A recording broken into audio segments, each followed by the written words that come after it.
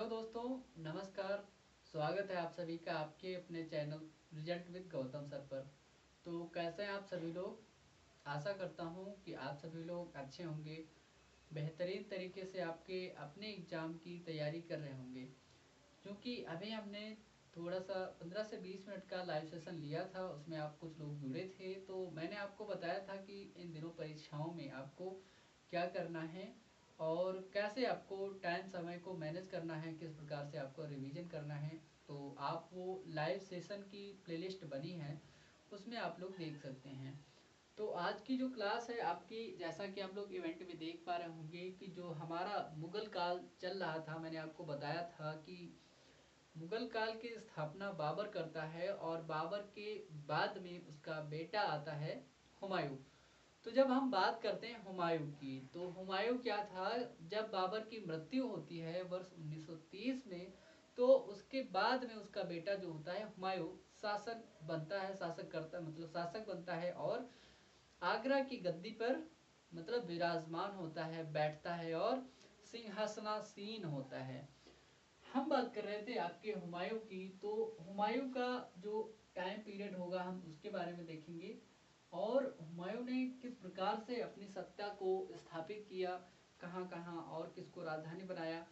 हुमायूं की कुछ युद्धों से संबंधित उसकी विशेषताएं रही हैं, उनके बारे में हम लोग यहाँ पर जानेंगे और हुमायूं के अन्य जो फैक्ट होंगे उनको भी हम यहाँ पर चर्चा करेंगे। तो हम बात करने वाले थे हुमायूं के विषय में आप लोगों के साथ में। देखिए, जब मैं बात कर रहा था आपसे बाबर की, तो बाबर की दिसंबर वर्ष 1930 में मृत्यु हो जाती है। जो मैंने आपको ट्रिक बताया था, उस ट्रिक में जो 30 में मरा वाला ट्रिक था, तो वो 1930 में दिसंबर 1930 में बाबर की मृत्यु हो जाती है। कब? दिसंबर 1930 में बाबर की जो मृत्यु हो जाती है, जो बाबर होता है वो समाप्त हो जाता है। तो क्या हो गया, यहाँ पर बाबर की मृत्यु हो गई, मृत्यु हो जाती है। तो मैं बात कर रहा था आपसे, उसके बाद में उसका जो बड़ा बेटा था वही सिंहासन पर बैठेगा। तो उसका जो ज्येष्ठ पुत्र हुआ, ज्येष्ठ या ऐसा नहीं, ऐसे लिखिए आप लोग, ज्येष्ठ या बड़ा बेटा लिख लीजिए। ज्येष्ठ पुत्र कौन था आपका? हुमायूं। तो हुमायूं ही उसकी जो सत्ता थी तो वो उस पर बैठता है। तो उस समय तत्कालीन समय में मैंने आपको बताया था कि उसने मतलब बाबर ने अपनी राजधानी चेंज करके कहाँ पर कर ली थी, दिल्ली से ले जाकर आगरा कर ली थी। तो आगरा को उसने राजधानी बनाया था। तो तत्कालीन समय में आगरा राजधानी थी। तो आगरा में सिंहासनासीन होता है आपका कौन? हुमायूं। कौन? बाबर का बेटवा। तो बाबर का बेटा बैठा कहाँ पर? आगरा में सत्तासीन होता है, सिंहासनासीन होता है, विराजमान होता है, आगरा की सत्ता को धारण करता है, आगरा की सत्ता पर अधिकार करता है या आगरा की सत्ता को मतलब अपनाता है। ठीक है। तो उसने क्या किया, आगरा में अपना जो राज्यारोहण था उसको करवाया और वहां पर सत्ता के लिए काबिज हुआ। बात यह हुई कि जो हुमायूं आपका था उसने कई सारे युद्ध लड़े थे। क्या हुआ? कई सारे युद्ध लड़े थे। उन युद्धों में बहुत से अफगान सरदार हुमायूं के युद्धों में मतलब प्रतिद्वंदी हो गए थे, शत्रु हो गए थे और बाबर भी कहीं न कहीं अफगानों से युद्ध लड़ता हुआ आ रहा था। इसलिए जो हुमायूं था, हुमायूं के पास में बहुत सारे जो थे शत्रु हुए। क्या? हुमायूं के बहुत से अफगान सरदार, क्या हुमायूं के कई अफगानी शत्रु थे। कौन? अफगानी शत्रु थे। मैं बात करता हूं आपसे अफगानी शत्रुओं की। तो आपके जो लोदी हुआ करते थे, तो लोदी वंश जितना भी था वो अफगानी लोगों से मतलब था। उन लोगों ने इस पर कई प्रकार के आक्रमण किए।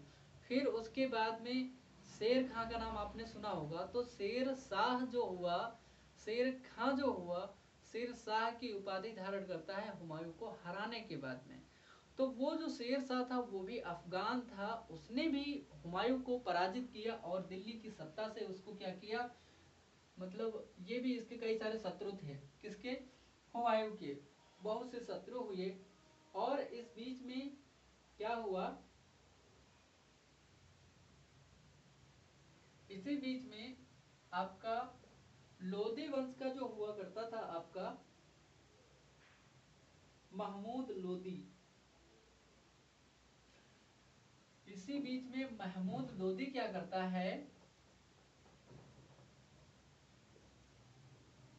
जब ये सत्ता पर काबिज होता है और उसके बीच में आगरा के आसपास के क्षेत्र पर वो सत्ता पर काबिज हुआ, और इस बीच में लेकर के सत्ता से लेकर के देखो तत्कालीन समय में, तत्काल जब वो शासन में आता है, सत्ता में आता है, तो कोई भी बड़ा कदम उठाने के लिए मतलब वो कार्य नहीं करता है। तो उस टाइम पीरियड में हुआ क्या कि एक सरदार हुआ करता था महमूद लोदी नाम का, महमूद लोदी ने क्या किया, इसके कई मतलब कई क्षेत्रों को इसको विजित कर लिया था। और इसने क्या किया था, आपको जौनपुर, जौनपुर को विजित किया, लखनऊ को विजित किया, और इसके साथ साथ में एक और आपका प्रयागराज के क्षेत्र के आसपास गढ़ी मानिकपुर पड़ता है, और इसने क्या किया कि इसको मानिकपुर को भी विजित कर लिया था, मतलब जीत लिया था, किसने, महमूद लोदी ने। देखिए तत्कालीन समय में जो हुमायूं नया नया शासक बनता है तो तुरंत नए फैसले तो ले नहीं सकता है, तो उस समय इसको मौका मिल जाता है कि बाबर की मृत्यु हो गई, इधर इसको कहीं न कहीं बढ़ावा देने के लिए, अपना साम्राज्य विस्तार के लिए टाइम मिल गया। तो इसने क्या किया, जौनपुर को, लखनऊ को और मानिकपुर को क्या कर लिया, विजिट कर लिया।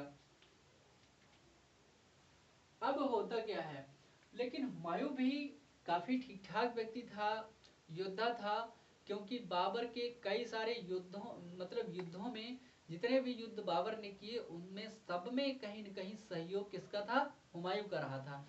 तो हुमायूं ने क्या किया, वर्ष 1532 ईस्वी में, कब, वर्ष 1532 ईस्वी में,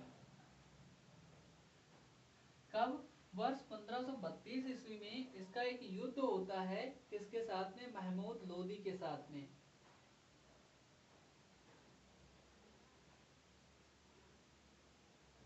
इसके साथ में एक युद्ध होता है वर्ष 1532 ईस्वी में, महमूद लोदी के साथ में क्या हुआ,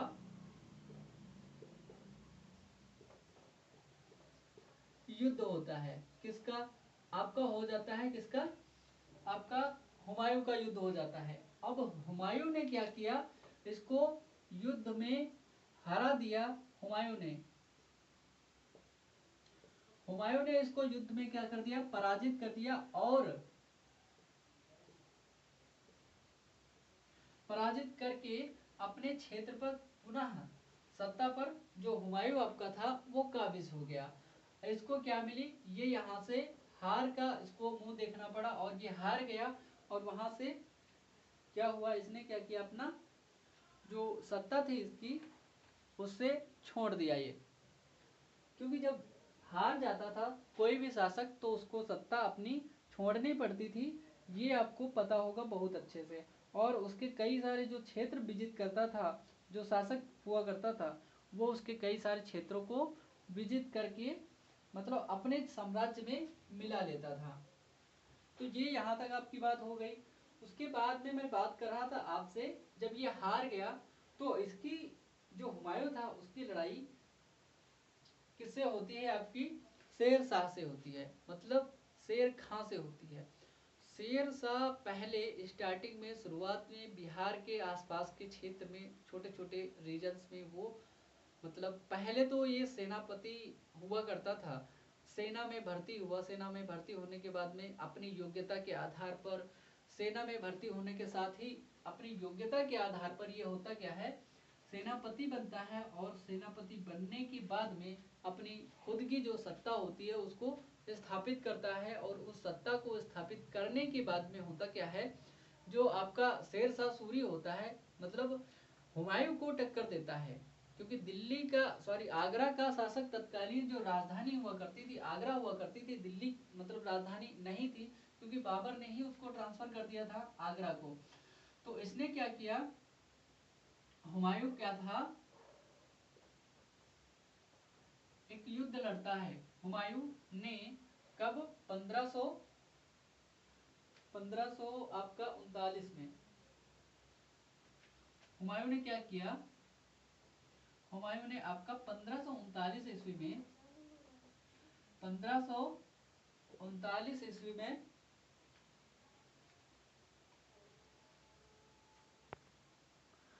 तो 1539 में हुमायूं ने क्या किया, चौसा के मैदान में चौसा का युद्ध लड़ता है। क्या हुआ, गंगा नदी के उत्तरी क्षेत्र पर चौसा के मैदान में 39 ईस्वी में गंगा के उत्तरी भाग में, गंगा के उत्तरी भाग में या उत्तरी क्षेत्र जिसका नाम है चौसा,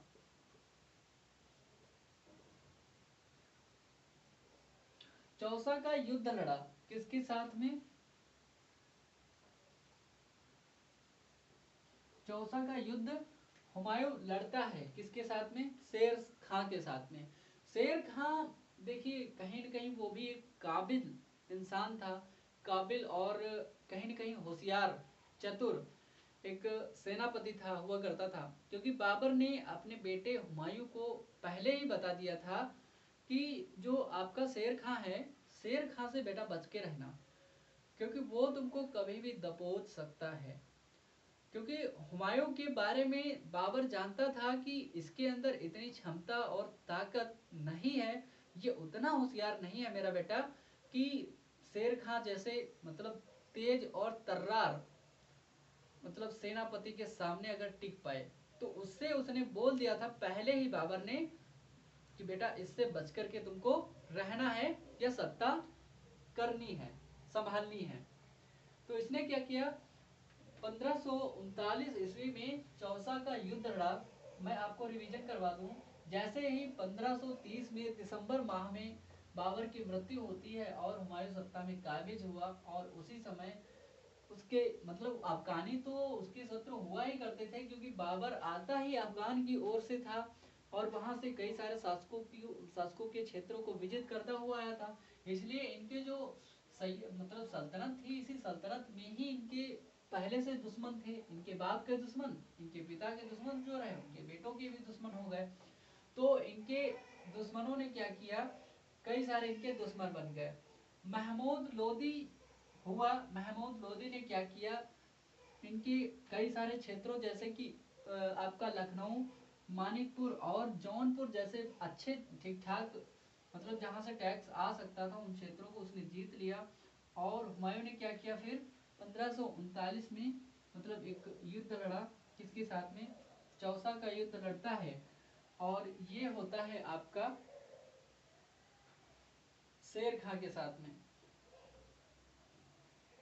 और मैंने आपको बताया कि महमूद लोदी के साथ में भी उसने 1532 में एक युद्ध लड़ा।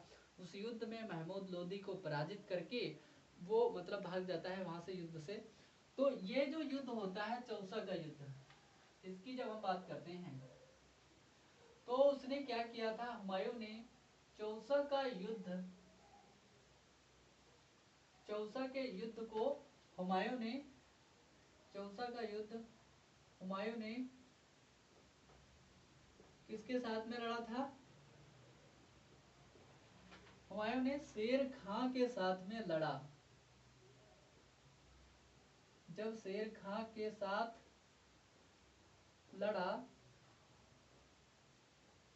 या तो जीता होगा या तो हारा होगा। यहां से वो एक बार शेर खां से पराजित हो जाता है। जैसे ही वहां से पराजित हुआ एक बार, वैसे ही उसको बढ़ावा मिल जाता है। तो इस युद्ध में परिणाम क्या होता है, इस युद्ध में कौन विजय मतलब विजय को प्राप्त करता है? शेर खां जो है, शेर खां की जीत हो जाती है, आप लोगों को पता होना चाहिए। जब यहाँ पर शेर खां जीत लेता है, हुमायूं के चौसा वाले क्षेत्र को, कन्नौज के आसपास के इलाके को जब जीत लेता है, तब उसको ये पता चल जाता है कि कहीं न कहीं हुमायूं के अंदर इतनी क्षमता नहीं है कि वो मुझको रोक ले।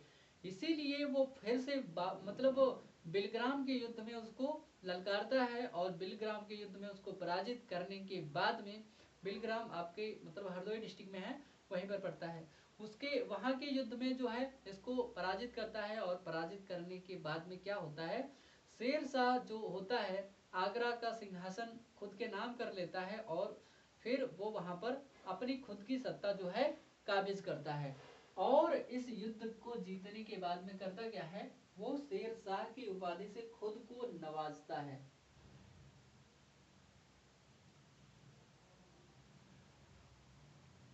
क्या किया, फिर से मतलब इस युद्ध को उसने क्या किया, जीत लिया। तो इस युद्ध को जीतने के बाद में, जैसे ही चौसा का युद्ध उसने जीता, इस युद्ध को जीतने के बाद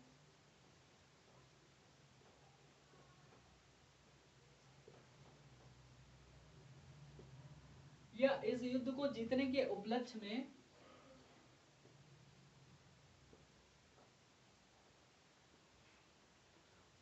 उसने क्या की, शेर खां ने शेर शाह की उपाधि धारण की। क्या किया, जो आपका शेर खां हुआ करता था पहले, उसने क्या किया, शेर शाह की उपाधि धारण की। क्या किया, शेर शाह की उपाधि धारण की। जब ये शेरशाह की उपाधि धारण कर लेता है, उसके बाद में हुमायूं को एक बार और हराता है। वो कब हराता है, वो हो गया आपका 1540 में। मैं बात कर रहा था आपसे बिलग्राम के युद्ध की। तो बिलग्राम का युद्ध जो होता है आपका, बिलग्राम के युद्ध में वर्ष 1540 में, वर्ष 1540 में होता क्या है, हुमायूं एक बार फिर से शेर शाह के सामने आता है, और हुमायूं की सेना और शेर शाह की सेना जो होती है आपस में सामने भिड़ंत फिर से हो जाती है, और दोनों के बीच में आपस में क्या होता है, वर्ष 1540 ईस्वी में युद्ध हो जाता है। क्या होता है, बिलग्राम के युद्ध में वर्ष 1540 ईस्वी में शेर शाह ने क्या किया, पुनः एक बार हुमायूं को पराजित कर दिया। क्या किया, पुनः एक बार हुमायूं को आपके पराजित कर देता है, हुमायूं को पराजित कर दिया।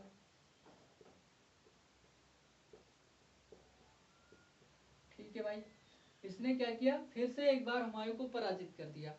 अब गंगा नदी के आसपास के इलाके में उसको दौड़ा रहा था, कौन, शेरशाह सूरी। अब हुमायूं भाग रहा था कसके, तेजी से भागते हुए जब उसको रास्ता नहीं मिला हुमायूं को, नहीं तो वो कहीं न कहीं उसकी जान पर खेल जाता।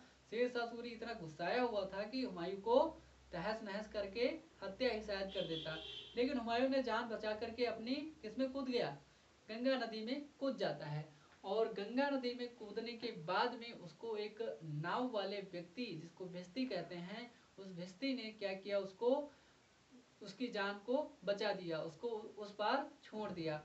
फिर हुमायूं क्या करता है, वर्ष 1556 में एक बार पुनः हुमायूं का शासन आता है। कालिंजर अभियान के दौरान वर्ष 1545 में, 1545 में कालिंजर अभियान करते हुए शेर खां की मृत्यु हो जाती है। फिर से एक बार हुमायूं का दौर आता है, तो एक बार दूसरी बार जब हुमायूं का दौर आता है, तो उस भिश्ती को हुमायूं एक दिन का शासक नियुक्त करता है, एक दिन का राजा बनाता है। समझ गए आप लोग, क्योंकि उसने उसकी जान बचाई थी इसलिए। तो क्या हुआ, उस युद्ध में पराजित हो गया और पराजित कर दिया। तथा होता क्या है, इसी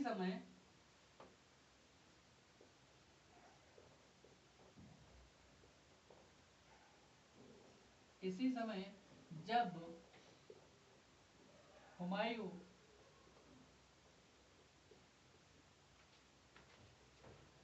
युद्ध में हार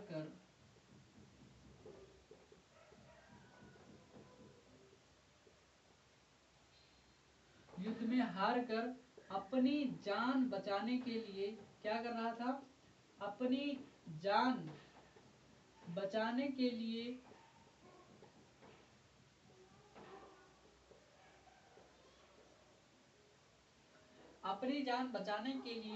गंगा नदी में कूद गया।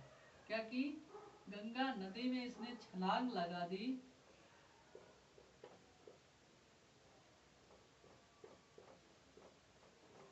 क्या हुआ, इसको बहुत ज्यादा तैरना तो आता नहीं था जो गंगा को तैर करके पार कर जाए, ऐसा तो हुआ नहीं था, भाई राजा था, तैरना कैसे इतनी जल्दी आसानी से सीख सकता था। इसने क्या किया, चौसा का युद्ध लड़ा। हुमायूं ने शेर खान ने मतलब इसको पराजित किया, और शेर खान ने इसको पराजित करने के बाद में इसने क्या किया, शेर शाह की उपलब्धि को हासिल किया या धारण किया, या शेर शाह की उपाधि धारण की। बेलग्राम के युद्ध वर्ष 1540 में इसने फिर से एक बार क्या किया, इसको हुमायूं को पराजित करने का दौर दिखा दिया। और इस युद्ध में हार करके हुमायूं अपनी जान बचाने के लिए भाग रहा था, और हुमायूं ने अपनी जान बचाते हुए गंगा में एक छलांग लगा दी। और गंगा में छलांग लगाने के बाद में हुआ क्या, क्या किया, हुमायूं गंगा में कूद गया है। और जब हुमायूं को हमने गंगा में कूदा दिया है तो उसको भैया बाहर भी तो निकालना है। अगर उसको हमने गंगा में कूदा दिया है तो उसकी जान भी तो बचानी है। अगर उसकी जान नहीं बचाओगे तो वो दोबारा शासक कैसे बनेगा। तो उसको उसकी जान को उसकी जान की रक्षा करनी है हुमायूं के। अब होता क्या है, हुमायूं की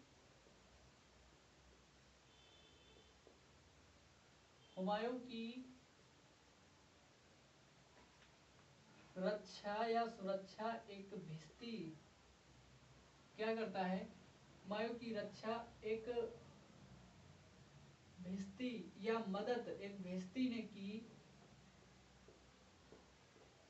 ने की यहाँ पर, और उसकी जान जो है बच जाती है,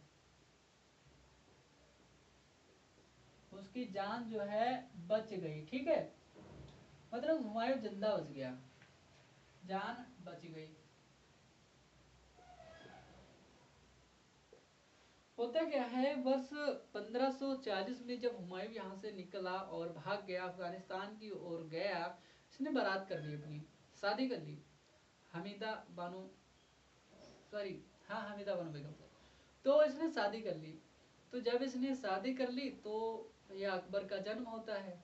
अकबर का जन्म हुआ तो कालिंजर अभियान के दौरान होता क्या है, वर्ष 1545 में क्या होता है, वर्ष 1545 ईस्वी में कालिंजर अभियान के दौरान जो शेरशाह सूरी हुआ, आपका जो शेर खां हुआ, कालिंजर अभियान कर रहा था। और कालिंजर अभियान के दौरान होता क्या है, कालिंजर अभियान के दौरान शेरशाह सूरी एक कहते हैं ना कि उसका जो शेरशाह सूरी की है जो मृत्यु हो जाती है कालिंजर अभियान के दौरान।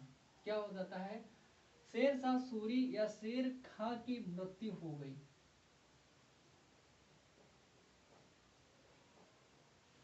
जब यहाँ पर शेर खां की मृत्यु हो जाती है तो मुख्य शासक सत्ता में कोई बचा नहीं था। और हुमायूं को क्या हुआ, एक बार फिर से मौका मिलता है 1556 में दिल्ली के या आगरा के शासन पर बैठने का। तो क्या होता है, पुनः एक बार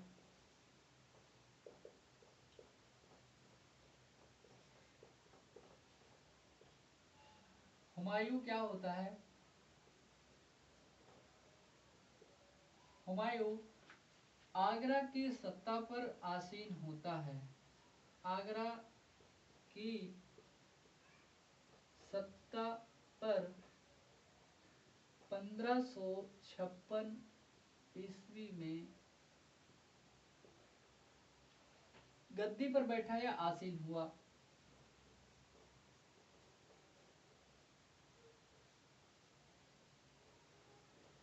क्या हुआ?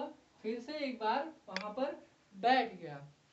होता क्या है, जब ये वहां पर बैठा तो इसने क्या किया, बहुत दिनों तक शासन इसने नहीं संभाल पाया, क्योंकि अकबर उस समय मान के चलिए 12 से 14 वर्ष की अवस्था थी अकबर की। तो उस समय ये जो है हुमायूं कहीं न कहीं, कहते हैं ना, दीन पनाह की सीढ़ियों से लुढ़कते लुढ़कते इसकी मृत्यु हो जाती है। तो बात ये होती है कि हुमायूं तत्कालीन समय में फिर से सत्ता में वापस आ जाता है। और क्या होता है, एक पुस्तकालय हुआ था, दीन पनाह पुस्तकालय की सीढ़ियों से गिरकर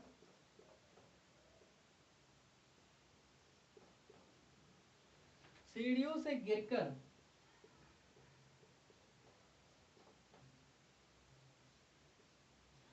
हुमायूं की जो है, हुमायूं की मृत्यु हो जाती है। हुमायूं की मृत्यु हो जाती है।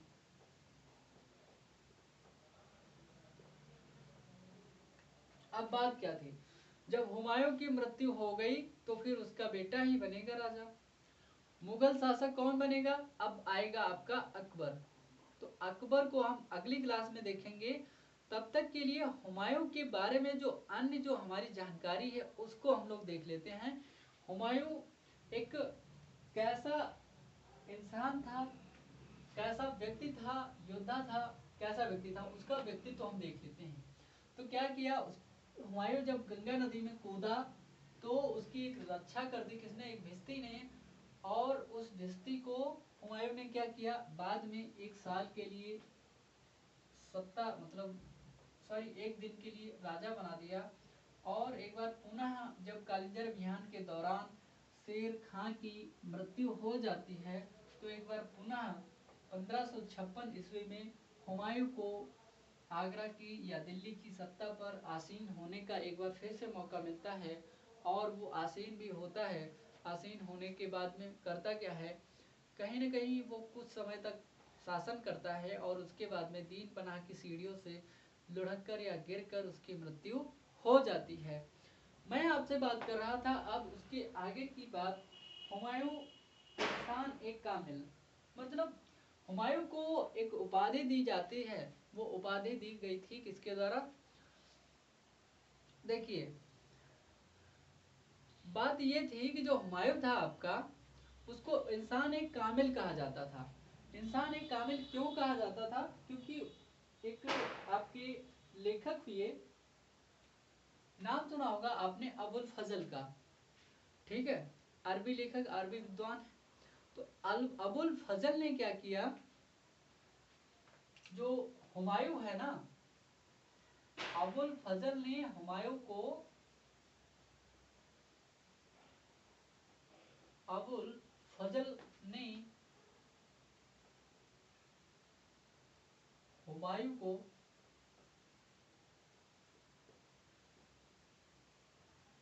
क्या कहा? इंसान एक कामिल, इंसान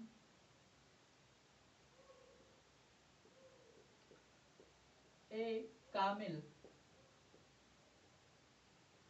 ये वाला इंसान एक कामिल इसको बताते हैं।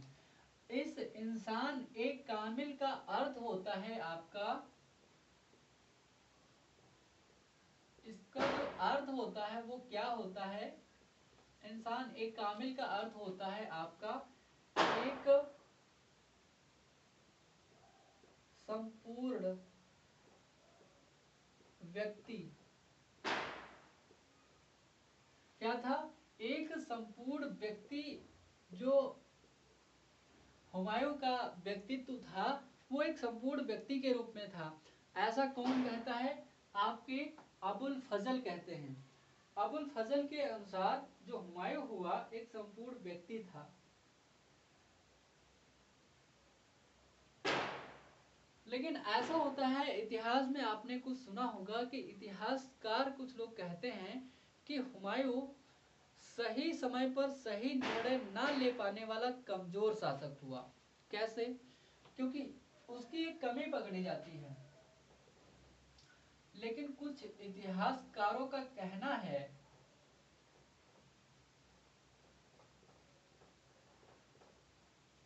कुछ इतिहासकार क्या कहते हैं? हुमायूं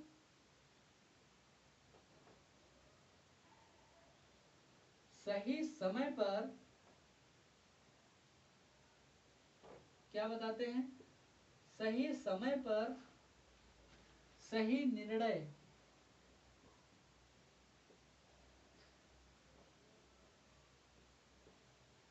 ना ले पाने वाला क्या है? सही समय पर सही निर्णय ना ले पाने वाला एक कमजोर शासक।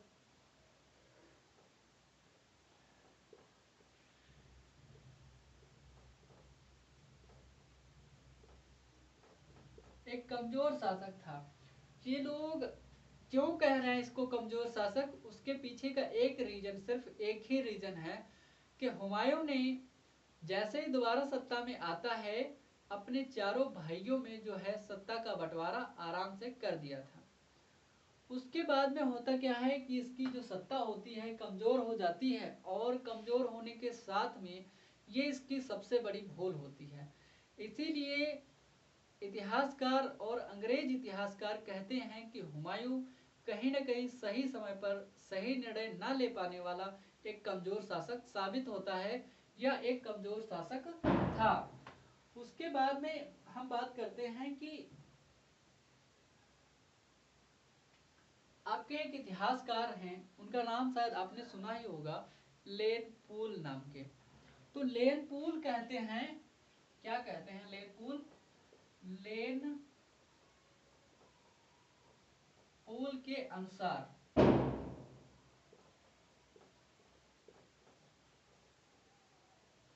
लेन पूल के अनुसार हुआ क्या था?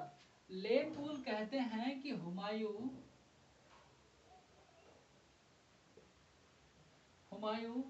जीवन भर, क्या कहते हैं? लेन पूल कहते हैं कि हुमायूं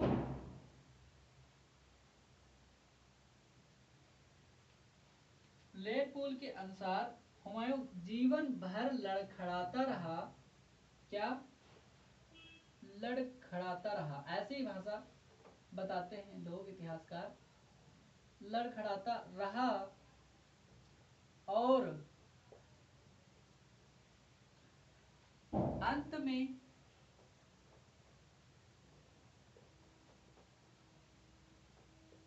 लड़खड़ाते हुए क्या किया? अंत में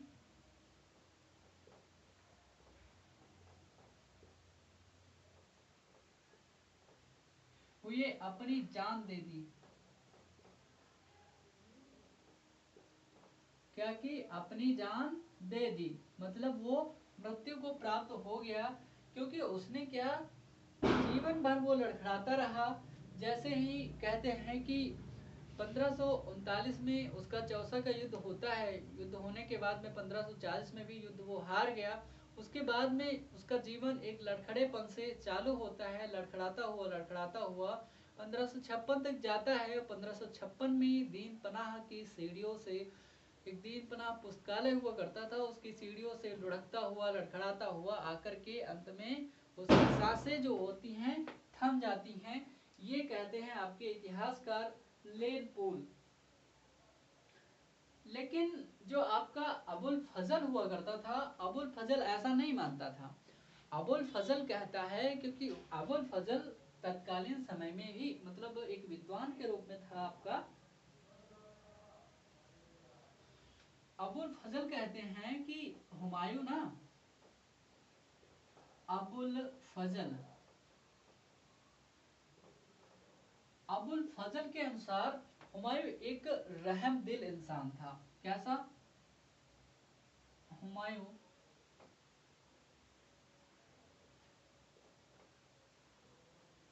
हुमायूं एक विद्वान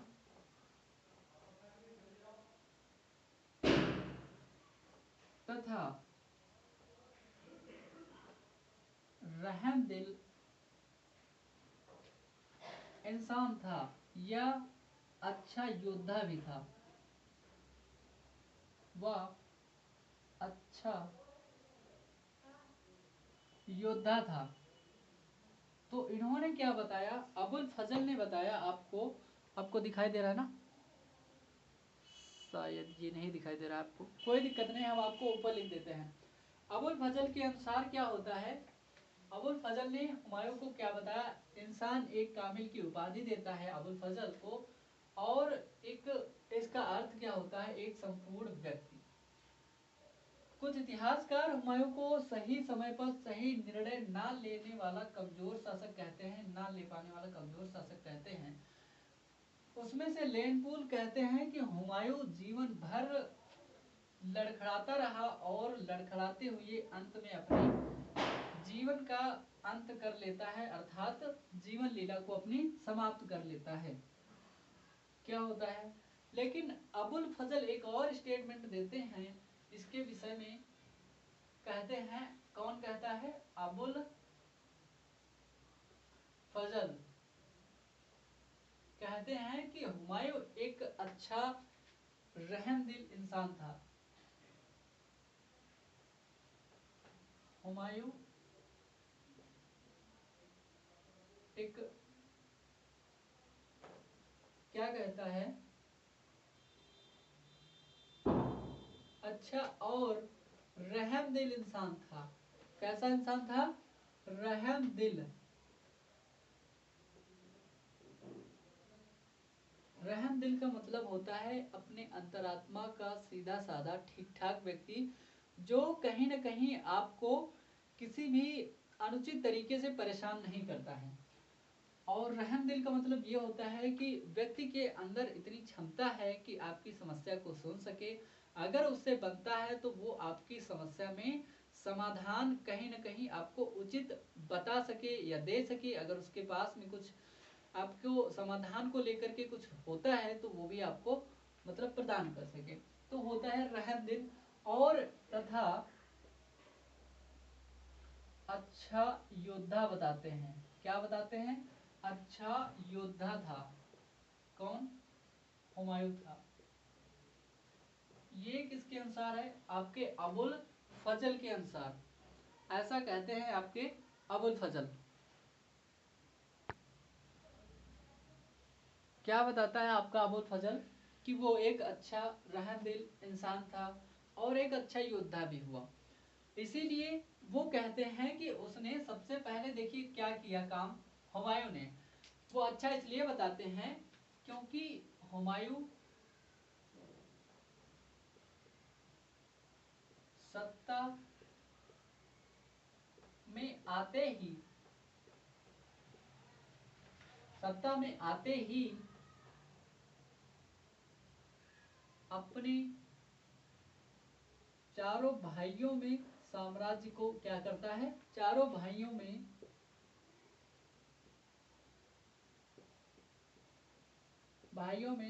साम्राज्य को बांट देता है।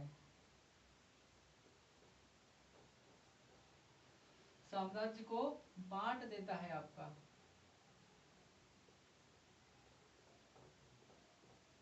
बांट दिया साम्राज्य को, इसलिए वो कहता है कि हुमायूं एक अच्छा इंसान था। लेकिन होता क्या है? ये सही बात है कि मुगल शासन काल में वो पहला एक ऐसा शासक था, सम्राट था, जिसने ऐसा काम किया। हुमायूं एकमात्र मुगल शासक था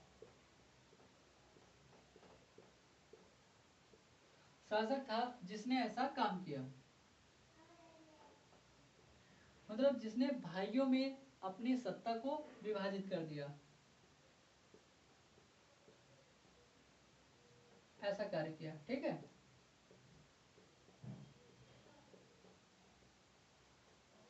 कैसा कार्य किया?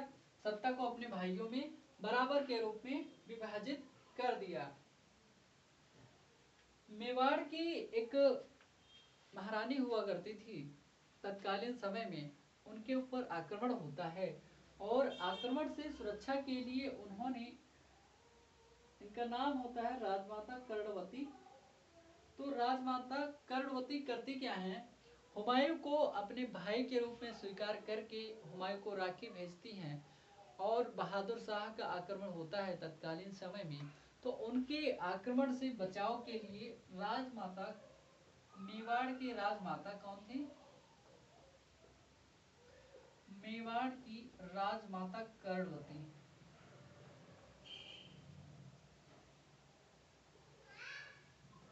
कर्णवती कौन थी? कर्णवती ने हुमायूं को क्या किया,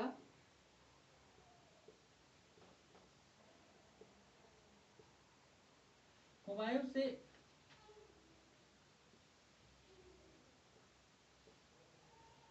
मदद करने की इच्छा से उसे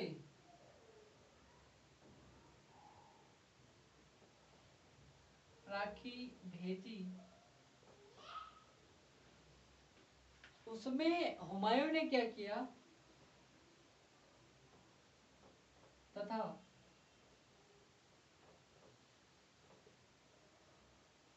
हुमायूं ने इसे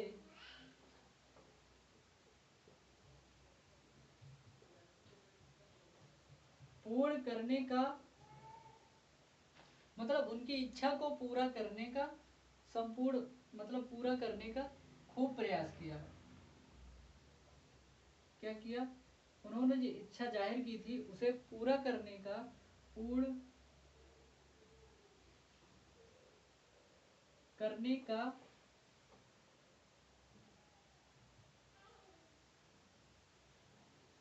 भरपूर प्रयास किया। क्या किया कि कहीं न कहीं उनको समस्या इस बात से ना हो जाए कि उसने, मतलब हुमायूं ने इनकी मदद नहीं की। उन्होंने मदद के लिए गुहार लगाई थी और उन्होंने इनकी मदद नहीं की।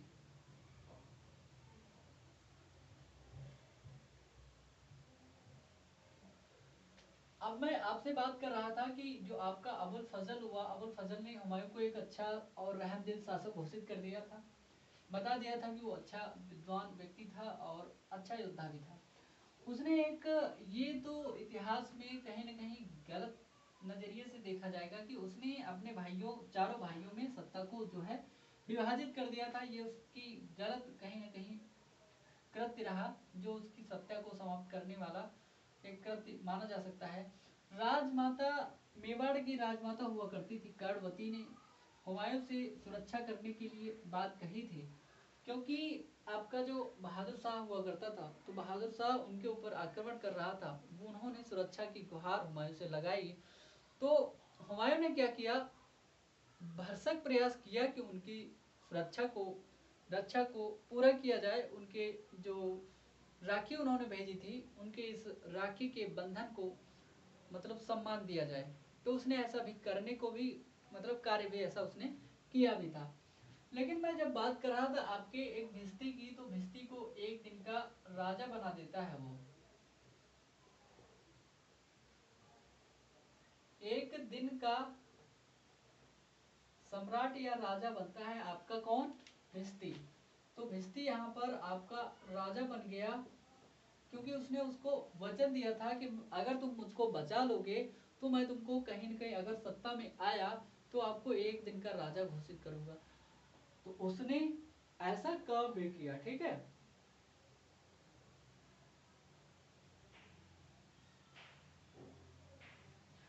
बात ये थी कि जब भी बाबर, मैंने आपको बताया था कि बाबर जब जब युद्ध लड़ने के लिए जाता था, जैसे बाबर के युद्धों में, बाबर के युद्ध कौन कौन से, जैसे पानीपत का युद्ध आपका हो गया, आपका चंदेरी का युद्ध हो गया, खानवा का युद्ध हो गया। इन युद्धों में बाबर के साथ में हुमायूं शामिल हुआ था। कौन, मैंने आपको बताया था कि हुमायूं शरीक हुआ था या इन युद्धों में भी हुमायूं शामिल हुआ था।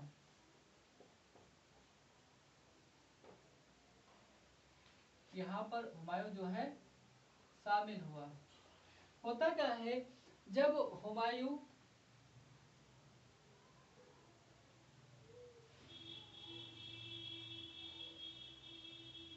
सिंहासन में मतलब बैठा हुआ था, जब हुमायूं सिंहासन पर बैठा हुआ था तो कई सारे क्षेत्रों को विजित किया। विजित करने के साथ में मुगल साम्राज्य को बढ़ाया।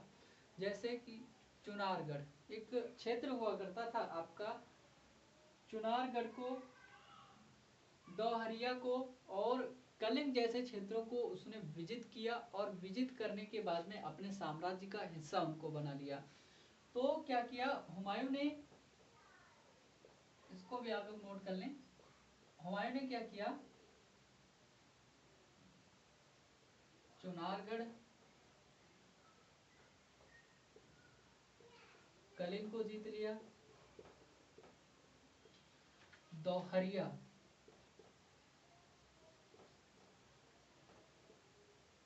इन क्षेत्रों को क्या किया हुमायूं ने अपनी जब सत्ता मतलब वो करी तो इनको क्या किया, जीत लिया।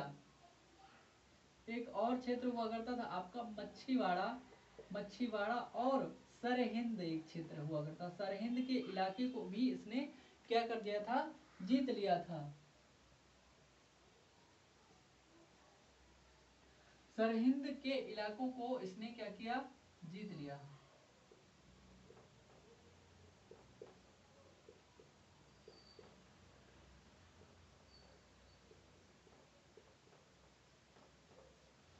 मार्कर ठीक से दिख पा रहा है या नहीं आपको, ठीक से दिख तो रहा है, ठीक है।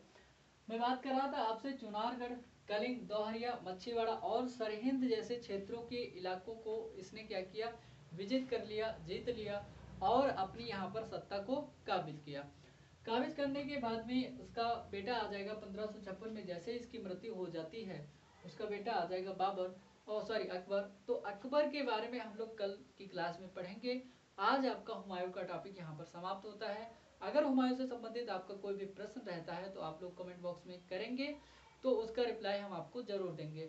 अगर कमेंट बॉक्स में अगर आप लिखते हैं कि ये सर यहाँ से सवाल छूटा है, यहाँ से पूछा जा सकता है, तो आप उसको भी आप बता सकते हैं, या लाइव क्लास लेकर के हम आपको जो समस्या होती है उस समस्या का समाधान कर सकते हैं। ठीक है, तो तब तक के लिए आज की क्लास यहीं पर रखेंगे और आप सभी का तहे दिल से शुक्रिया, धन्यवाद। इस क्लास को आगे बढ़ाने के लिए, सहयोग करने के लिए, सपोर्ट करने के लिए जितने भी लोग कर रहे हैं, और कहीं ना कहीं इस क्लास को हम आगे बहुत आगे तक लेकर के जाएंगे। तब तक के लिए आप सभी का बहुत बहुत धन्यवाद, नमस्कार।